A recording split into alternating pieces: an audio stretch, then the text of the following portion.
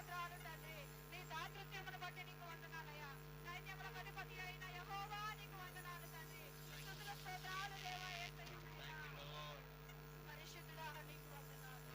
హల్లెలూయా హల్లెలూయా. స్తోత్రం స్తోత్రం స్తోత్రం.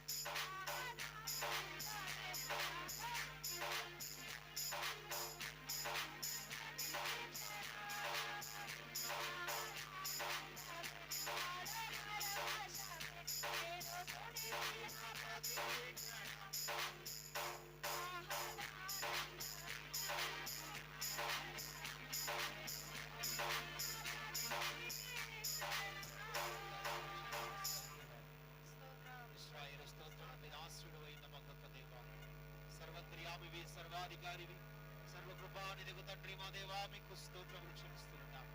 నిరంతరము నిత్యము స్తోత్రాడు అయిన మా గొప్ప దేవా నీకు వందనాలు తండ్రి. నీ అద్భుతమైన నీ ఆశ్చర్యమైన ప్రేమను బట్టి నీకు వందనాలు ప్రభు. మీరు చేసిన గొప్ప వేళ్ల కొరకై మీకు వందనాలు.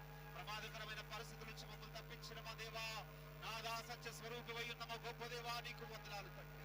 నీ ఉచితమైన కృపలో చేసుకున్నా తండ్రి. మా ద్వారా మీ నామానికి మహిమ ఘనత ప్రభావములు యుగాయుగములు మీరు ఆరోపించుకొనుచున్నాయి. మీకు వందనాలు చెల్లిస్తున్నాము తండ్రి. ప్రభా నీ సన్నిధిలో ఈ రీతిగా మేమందరము కలిసినాయి. నీ ఉచితమైన కృపలో భద్రపరచబడిన వారమై నిన్ను ఆరాధించి నిన్ను కనపరిచేటువంటి గొప్ప భాగ్యాన్ని మాకు ఇచ్చిన దేవా మీకు వందనాలు చెల్లిస్తున్నాను ప్రభు. గొప్ప దేవుడవరైనా మీకు వందనాలు. నీ ఆత్మ కార్యముల కొరకై మీకు వందనాలు. నీ అద్భుతమైన ప్రేమను బట్టి మీకు వందనాలు. మీరు చూపిస్తున్న కృప కొరకై మేమేమిచ్చినా గానీ మీరు రుణమైతే మేము తీర్చుకోలేము. కానీ నజరేయుడైన యేసు నామములో ఈ స్తుతులు సమర్పిస్తున్నాము తండ్రి. ఆమేన్. ఎంతసారి లేచినబడి ఉన్న మనమందరం కూడా పరిశుద్ధ లేఖన భాగముల నుంచి గ్రంథము మొదటి అధ్యాయము మొదటి నుంచి చివరి వచ్చిన వరకు మనం చదువుకుందాం. పాఠ్య భాగాన్ని ఉత్తరపత్రులుగా మనం చదువుకుందాం. హబక్కూకు గ్రంథము మొదటి అధ్యాయము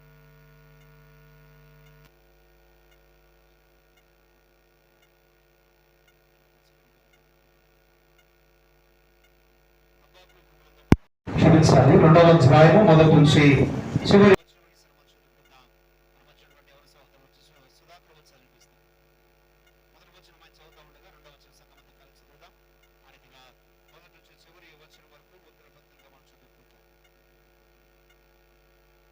బయట ఉన్న వాళ్ళు లోపలికి వచ్చేయాలి. ఖాళీలు ఉన్నాయి, కంప్లీట్ చేసేయండి. ఖాళీ లేకపోయిన పక్షంలో బయటకు వచ్చేయండి.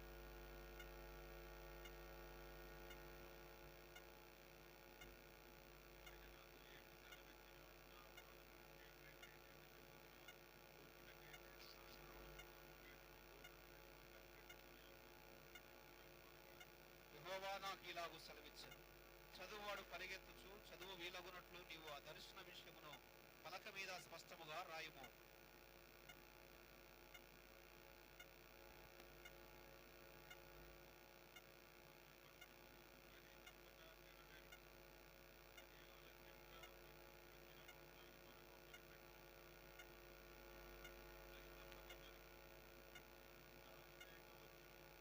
వారు యథార్థపరులు కాక తమలో తాము అతిశయపడతారు, అయితే విశ్వాస మూలముగా బ్రతుకు.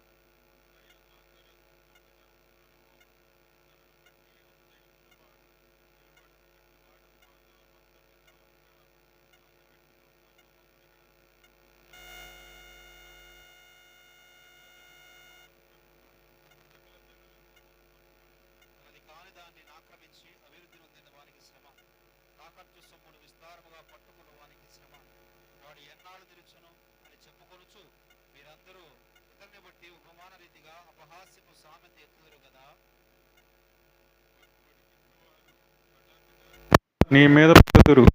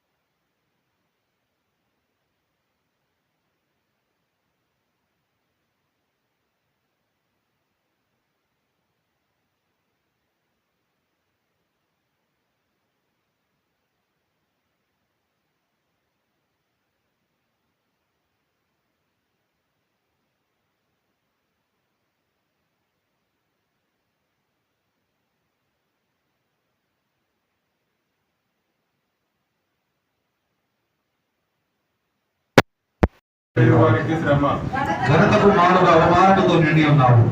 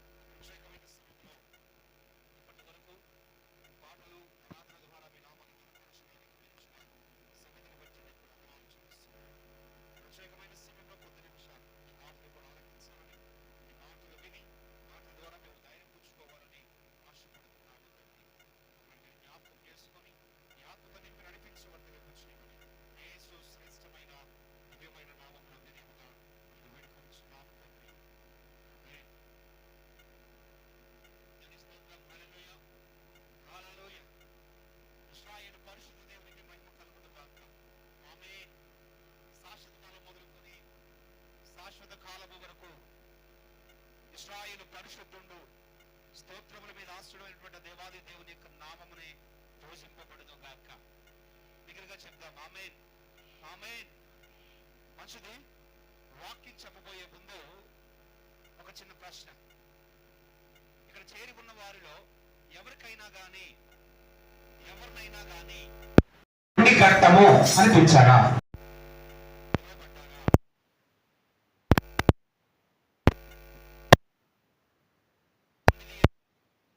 రకరకాల పేర్లు ఉంటాయి. ఇటువంటి పేర్లు ఎవరికైనా కలిగి ఉన్నారా, లేదా మీ నోటి ద్వారా ఎవరైనా పిలిచి ఉన్నారా? అటువంటి వాళ్ళు ఎవరైనా ఉంటే చేతులు చూపించండి. ఒకప్పుడు నన్ను పిలిచేవాళ్ళు జగమొండి అని, లేదా మా అమ్మాయిని ఉంటారండి నేను మొండిదాని అని. ఇట్లాంటి పిలుపులు ఎవరైనా మీరు పిలిచున్నారా? ఎవరు లేరా అలాంటి వాళ్ళు? కుమారి గారు ఇచ్చారు. అమ్మ మీరు పిలిచారా, మీరు పిలువబడ్డారా?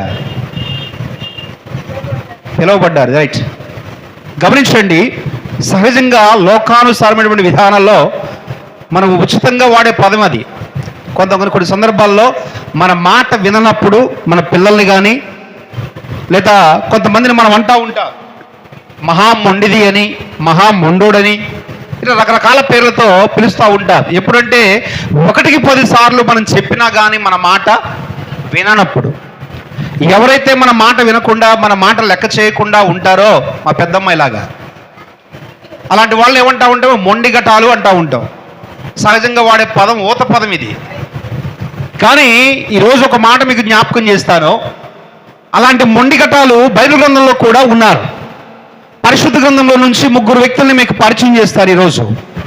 ఆ మొండిగటాలు ఏం చేశారు, దేని కొరకు మొండిగటాలుగా పిలువబడ్డారో 3 విషయాలు మీకు జ్ఞాపకం చేయాలని ఇష్టపడతా ఉన్నాను. ఎందుకు ఈరోజు ఈ మాట చెప్తున్నానంటే, మొండిగట్టము అనే పేరు పిలవడం మంచిదే, కానీ అది ఏ విషయంలో నువ్వు పిలువబడుతున్నావో ఒక్కసారి జ్ఞాపకం చేసుకుంటావని ఈరోజు ఈ మాటలు మీకు జ్ఞాపకం చేస్తున్నాను. ఇప్పుడు ఇదేం బిడ్డారా, మండు పట్టుదల ఉండాలి.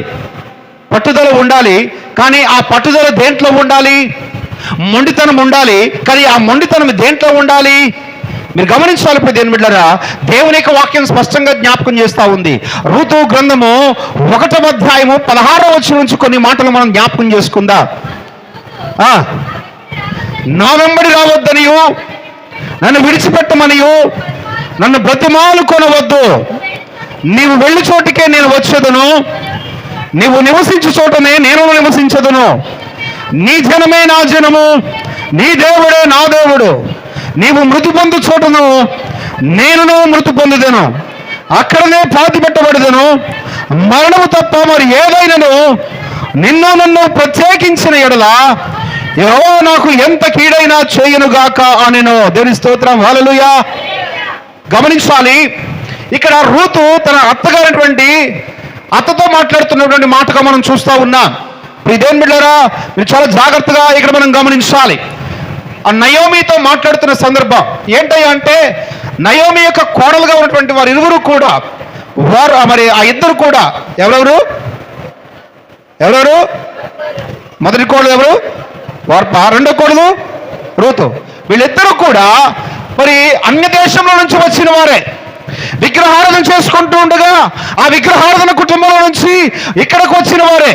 కానీ ఒక మాట మీకు జ్ఞాపకం చేస్తాను.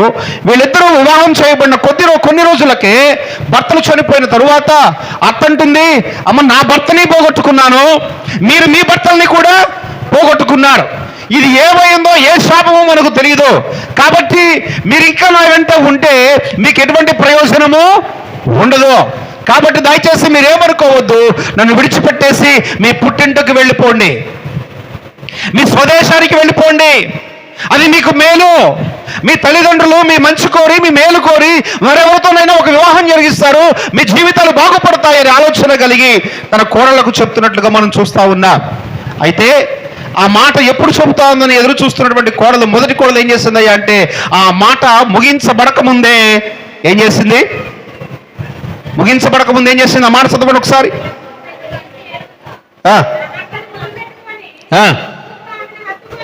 చూడండి, వారు ఎలుగెత్తి ఏడవగా ఓర్పా తన అత్తను ముద్దు పెట్టుకున్నాను, రూతు ఆమెను హత్తుకొనెను. చూడండి, ఓర్పా ఏం చేసింది అంటే, ఇక ఈమెతో నాకు బంధం లేదు, ఈమెతో నాకు సంబంధం లేదు, ఈమెతో నాకు పని లేదు అంటూ తన అత్తను ముద్దు పెట్టుకొని వెళ్ళిపోయిందట. ఎప్పుడు వెళ్ళిపోమంటుందా అని చూసింది, సమయం దొరికింది, వెళ్ళిపోయింది. కానీ రూతు అలా చేయలేదు. రూతు పట్టుదల కలిగి ఉంది. అమ్మా, నేను వివాహం చేయబడిన తరువాత ఇదియే నా కుటుంబము, నీవే, నీ జనమే నా జనము, నీ దేవుడే నా దేవుడు. చూడండి ఎంత చక్కని మాట అక్కడ మాట్లాడాలి. ఎందుకు ఈ మాట చెప్పుకొని చేస్తున్నానంటే, ఇప్పుడు దేని బిడ్డారా, ఆ రూతులో కనబడుతున్నటువంటి పట్టుదల కలిగినటువంటి అంశం మనకు కనబడుతూ ఉంది. మొండికటమై ఉంది. ఏంటంటే, ఇదిగో నువ్వు వెళ్ళిపోమని చెప్పినా కానీ నేను వెళ్ళను, నువ్వు తోసేసినా కానీ నేను వెళ్ళను. ఎందుకో తెలుసా, నేను నా వాళ్ళను కాదనుకొని వచ్చేసాను, ఇది నాకు శాశ్వతమైనది. నేను బ్రతుకు కాలమంతా కూడా నీ ఇల్లే నా ఇల్లు, నీ జీవితమే నా జీవితము. నువ్వెక్కడ చనిపోతా నేను కూడా అక్కడే చనిపోతాను తప్ప మరణమే మనల్ని విడదీసేంత వరకు కూడా నేను నిన్ను విడిచిపెట్టను అంటుంది. దేవుని స్తోత్రం, హల్లెలూయా. రూతు లాంటి కోడలు ఎంతమంది ఉన్నారండి ఈ రోజు లోకంలో? ఏమండి, ఒకసారి ఆలోచన చేద్దామా? రూతు లాంటి కోడలు ఎంతమంది ఉన్నారండి? నేను జ్ఞాపకం చేస్తూ ఉన్నాను, ప్రియ సహోదరి, ప్రియ సహోదరుడా, ఈరోజు నీ నా జీవితంలో ఎలాంటి విషయంలో మనం మండు పట్టుదల కలిగి ఉంటున్నామో ఆలోచన చేద్దాం.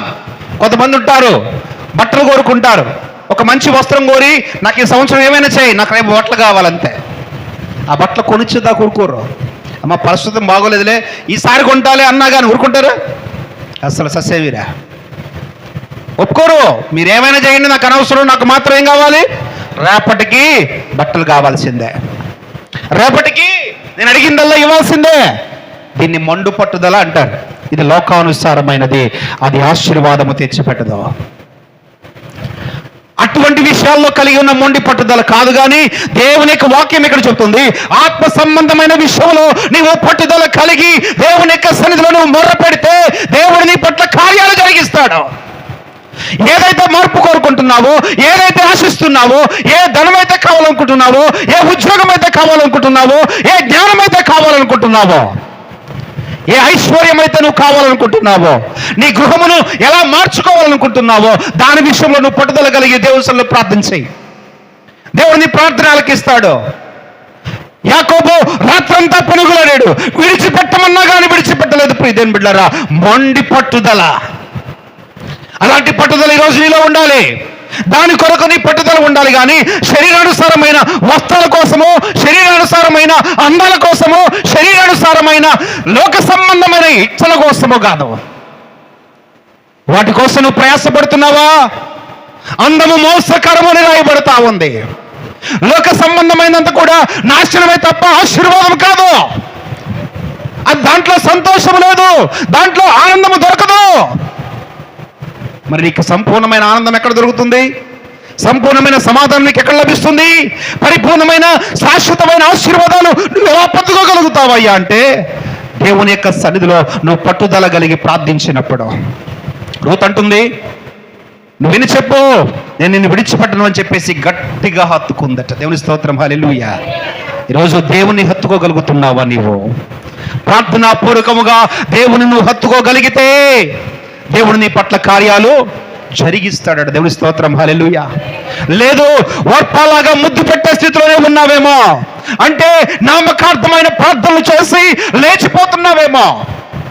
నీ ప్రార్థనా జీవితంలో పరిపూర్ణముగా దేవునితో గడపకుండా జీవిస్తున్నావేమో, సంపూర్ణముగా గడపకుండా నడిపించబడుతున్నావేమో.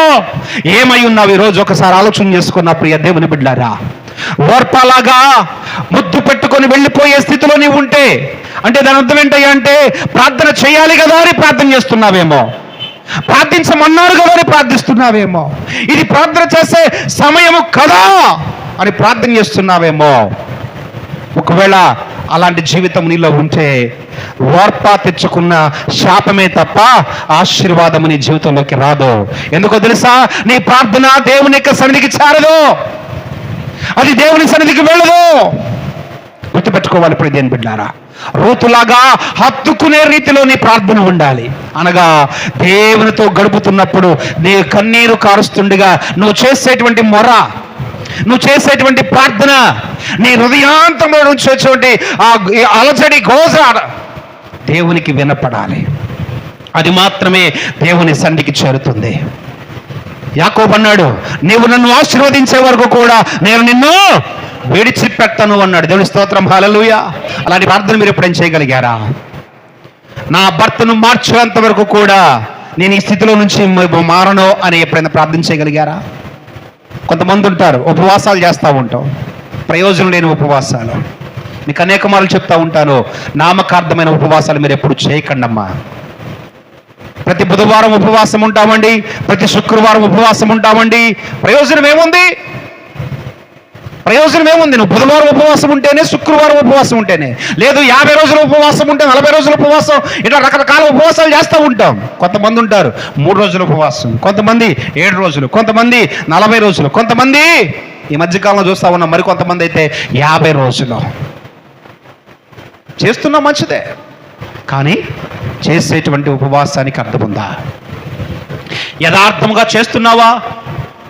నువ్వు చేసేటువంటి ఉపవాసంలో దేవునితో గడుపుతున్నావో లేదో ఒకసారి నువ్వు ఆలోచన చేసుకో నా ప్రియ దేవుని బిడ్డ. యాకోబులాగా పట్టుదల కలిగి ఉపవాసం ఉండు, దేవుడు నీ పట్ల కార్యాలు జరిగిస్తాడు. పట్టుదల కలిగి ప్రార్థన చేయి, దేవుడు నీ పట్ల అద్భుతాలు జరిగిస్తాడు. గమనించండి, రూతు అలా మొండిగా తన అత్తను వెంబడించింది కనుకనే చివరికి ఎక్కడికి వెళ్ళింది? బోయాజు దగ్గరకు చేర్చబడింది. బోయాజు ఆ పట్టణములో అత్యధికమైన ధనవంతుడట. దేవుని స్తోత్రం, హల్లెలూయా. మరి బోయాజుని వివాహం చేసుకుంటే ఇప్పుడు రూతు ఎవరండి? ఆమె కూడా ధనవంతురాలే కదా.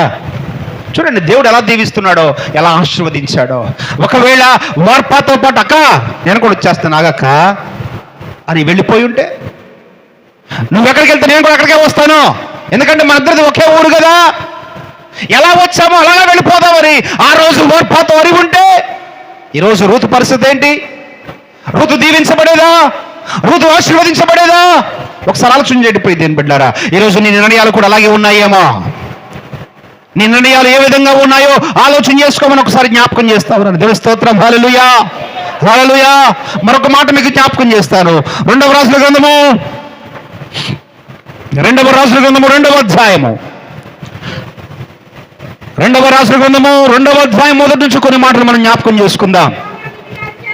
యెహోవా సుడిగాలి చేత ఏలియాను ఆకాశముకు ఆరోహణము చేయింపబోవు కాలమున ఏలియాయు ఎలీషాయు కూడి గిల్గాలు నుండి వెళ్ళుచుండగా ఏలియా మాట్లాడుతున్నాడు,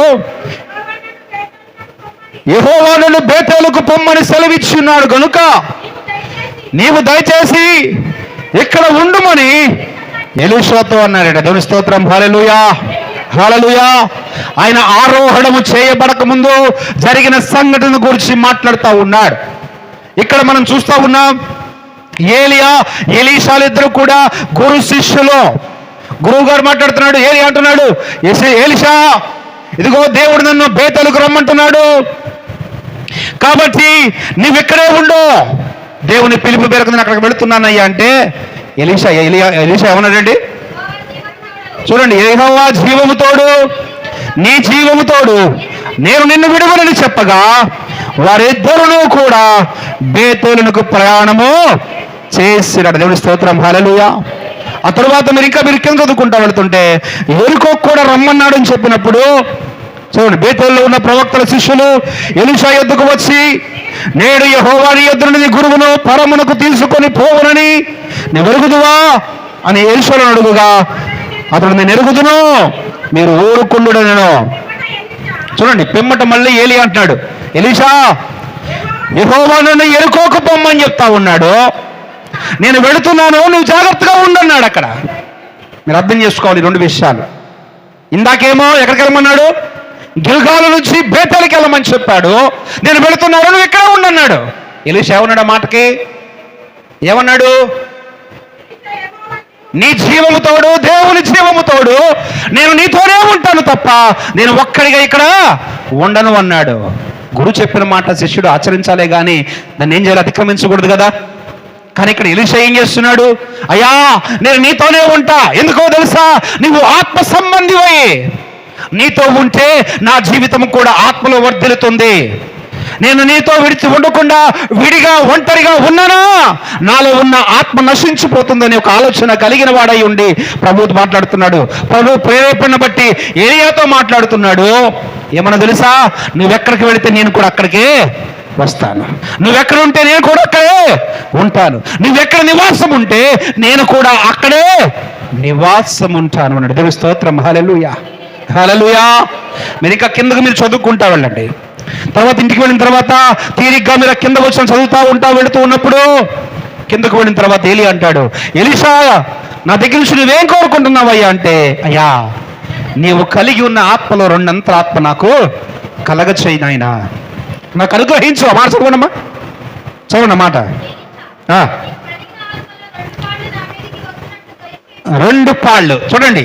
అంటే ఏలియా అప్పటికే బహు ఆత్మతో నింపబడిన వాడుగా ఉన్నాడు. ఆత్మతో నింపబడిన వాడై ఉండి గొప్ప గొప్ప కార్యాలు జరిగించగలిగాడు.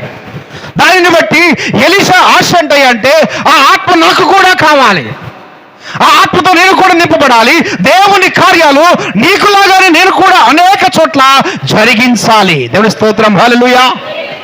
కాబట్టి మీరు గమనించాలి, ఒకవేళ పట్టుదల కలిగి మొండివాడుగా నీ జీవముతోడు దేవుని జీవముతోడు నీతోనే వస్తాను నీతోనే ఉంటాను అని మాట్లాడి ప్రతి చోటకు వెళ్ళాడు. కాబట్టి అతను రెండు పాళ్ళ ఆత్మను పొందుకోగలిగాడు.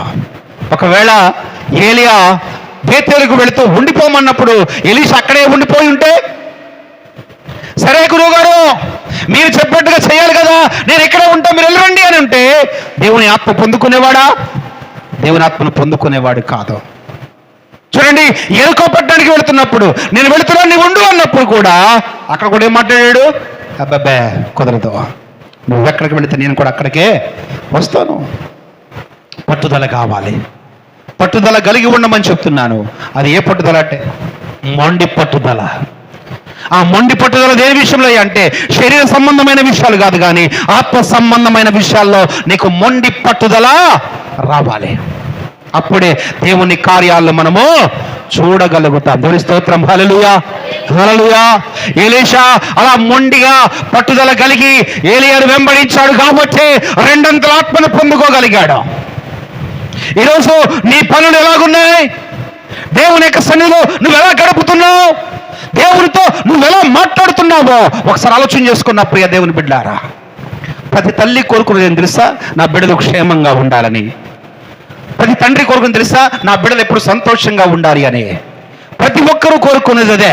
కానీ ఆ కోరిక బాగానే ఉంది, కానీ దాని నెరవేర్పులో నువ్వు ఎలా ప్రార్థన చేస్తున్నావు? నీ బిడ్డల కోసం, నీ కుటుంబాల కోసం, నీ భర్తల కోసం, నీ భార్యల కోసం నువ్వే విధమైన ప్రార్థన చేస్తున్నావు? నామకార్థమైన ప్రార్థన చేస్తున్నావా, లేక పట్టుదల కలిగిన ప్రార్థన చేస్తున్నావా? ఉద్యోగాలు కావాలి, కానీ ఎప్పుడైనా గట్టిగా బలంగా ప్రార్థన చేసావా? నీ ఉద్యోగం కోసం ఎప్పుడైనా బలంగా ప్రార్థన చేసావా? నీ వ్యాపారం కోసం ఎప్పుడైనా బలంగా ప్రార్థన చేసావా? నీ కుటుంబంలో దీవెన ఉండాలని బలంగా ప్రార్థన చేసావా? నీ భర్త మారాలని ఎప్పుడైనా బలంగా ప్రార్థన చేసావా? పట్టుదల కలిగిన ప్రార్థన దేవుని కార్యాలను రుచి చూపిస్తుంది. దేవుని స్తోత్రం. హల్లెలూయా, హల్లెలూయా.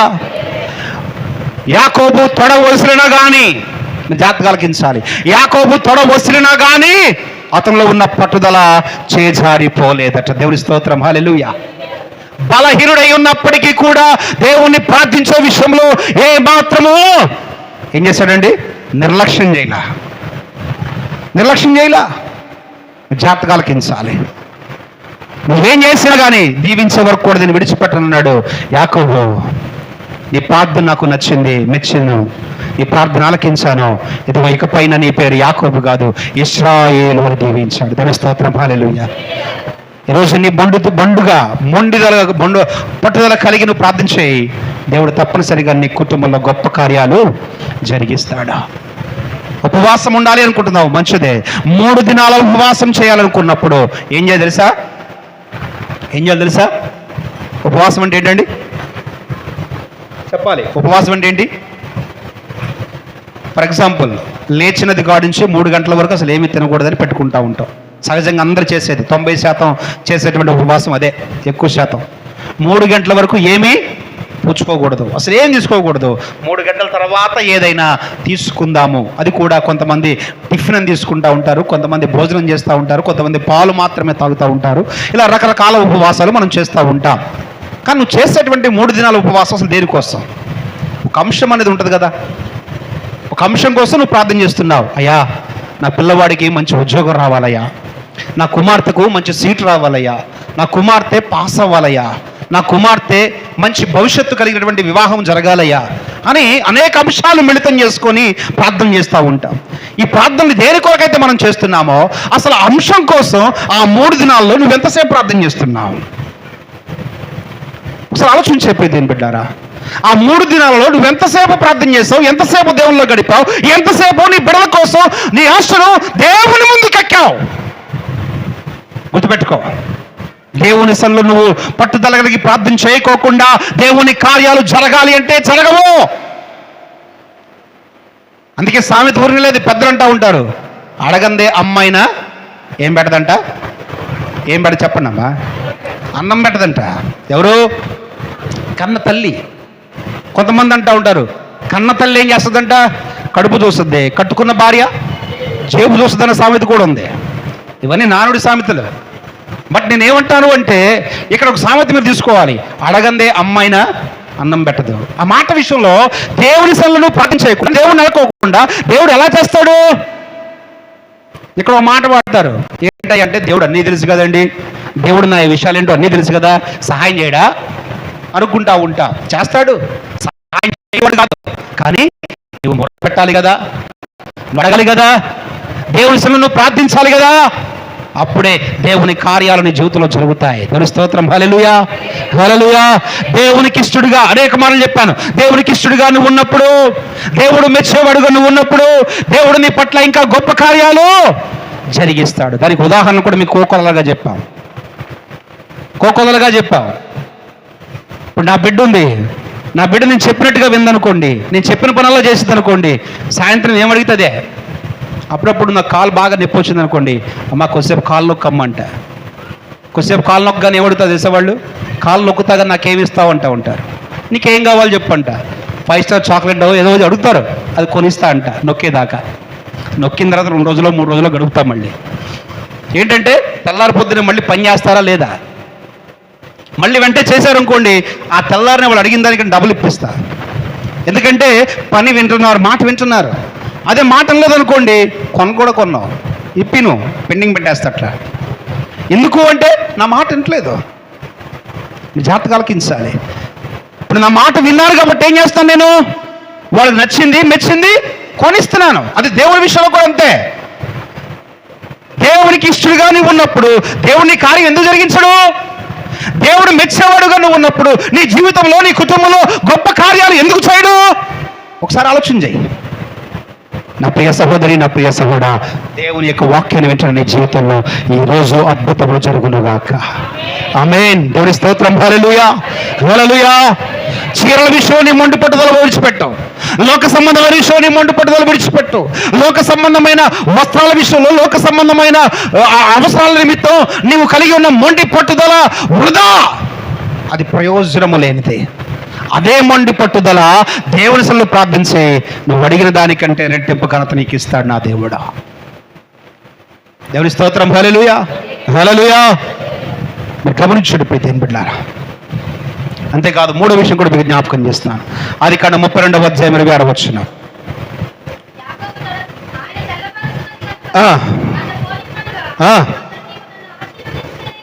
చూడండి, యాకోబు ఏమంటాడు?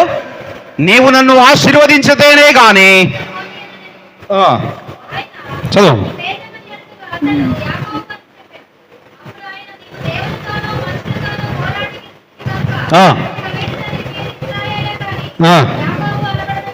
యాకోబు అనబడదని చెప్పారు. దేవుని స్తోత్రం. హల్లెలూయా, హల్లెలూయా. కాబట్టి నా ప్రియ దేవుని బిడ్డలని జ్ఞాపకం చేస్తున్నారు. 3వ వ్యక్తి యాకోబు తన జీవితంలో పొందుకున్న ఆశీర్వాదం మనకు స్పష్టంగా తెలియచేయబడతా ఉంది. పట్టుదల కావాలి, ప్రతి విషయంలో కూడా పట్టుదల కావాలి. నేను ఒక సొంత ఇల్లు కావాలండి, మాస్టర్ గారండి ప్రార్థన చేయండి మా కోసం. మాకు ఇల్లు లేదండి, ఇంటి మంచి ఇల్లు కావాలి, దేవుడు దాన్ని సమకూర్చాలని ప్రార్థన చేయండి. ప్రార్థన చేస్తాం.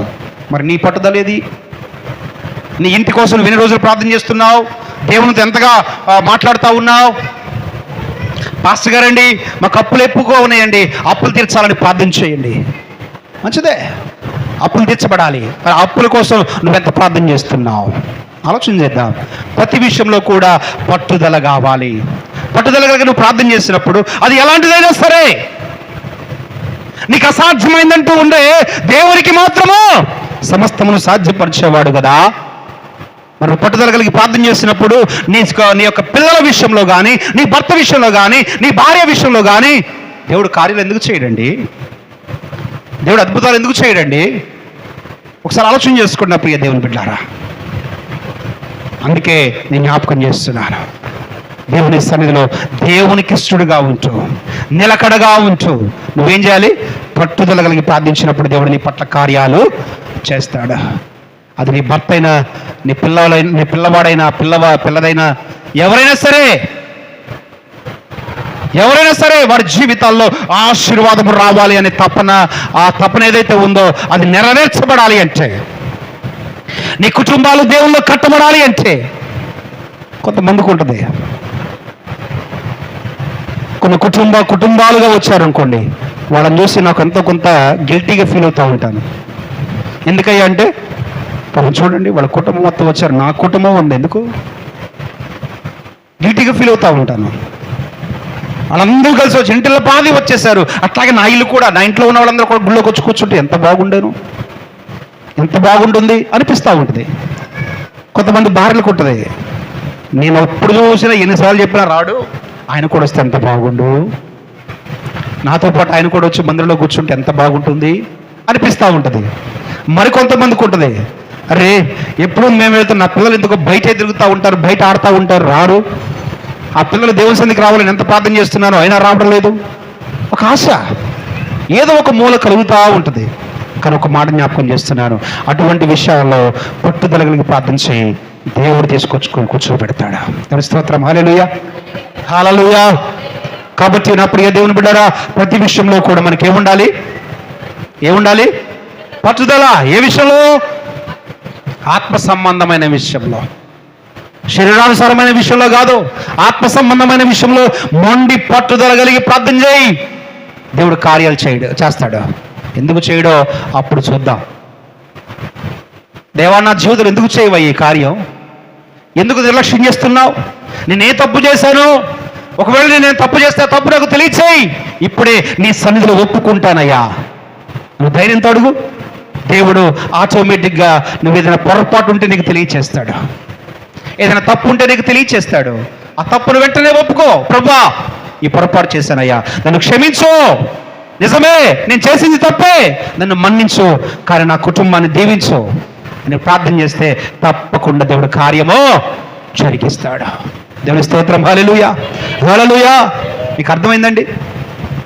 మీకు అర్థమవుతుందా? నేను చెప్పిన విషయాలు అర్థమైనయా? ఎంతమందిని జ్ఞాపకం చేసుకున్నాం? ఎవరెవరు? రూతు, ఎలీషా, యాకోబు, ముగ్గురు వ్యక్తులు మనం జ్ఞాపకం చేసుకున్నాం. రూతు పట్టుదల కలిగింది కాబట్టి, పట్టుదల కలిగి అత్తను వెంబడించింది కాబట్టి ఆశీర్వదింపబడింది.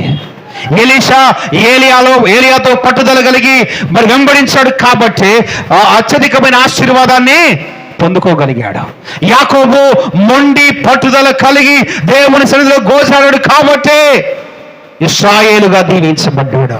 ఈరోజు నీవు కూడా దేవుని సన్నిధిలో నీ కుటుంబం కోసమైనా, నీ బాడి పంటల కోసమైనా, నీ వ్యాపార కోసం, ఏదైనా కానీ నువ్వు దేని కొరకైతే బాధపడుతున్నావో, దేని కొరకైతే దుఃఖపడుతున్నావో, దేని కొరకైతే విచారిస్తున్నావో దాని విషయంలో పట్టుదల కలిగి ప్రార్థించే దేవుడు అతి కొద్ది సమయంలోనే ద్వారాలు తెరిచి నీ జీవితంలో కార్యాలు జరిగిస్తాడు.